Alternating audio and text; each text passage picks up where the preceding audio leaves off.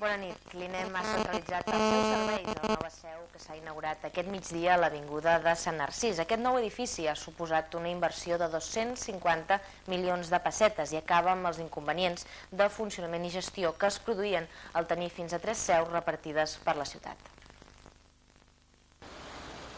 La nova seu de l'INEM està situada al final de l'Avinguda de Sant Narcís i disposa d'espai suficient per albergar tots els serveis que aquesta institució realitza a les comarques gironines.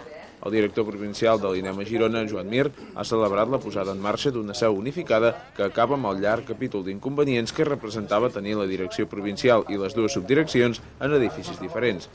Mir ha afegit que la nova seu cobreix abastament les necessitats del servei i fins i tot preveu les possibles ampliacions que es puguin produir en un futur més immediat.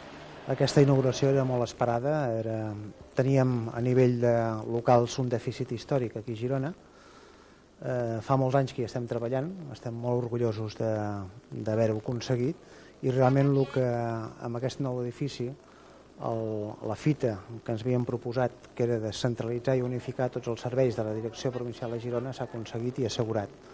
La nova seu de l'INEM a Girona disposa de 2.000 metres quadrats de superfície útil distribuïts en 3 plantes que acullen la direcció provincial, 2 subdireccions, aules de formació, serveis jurídics i l'arxiu.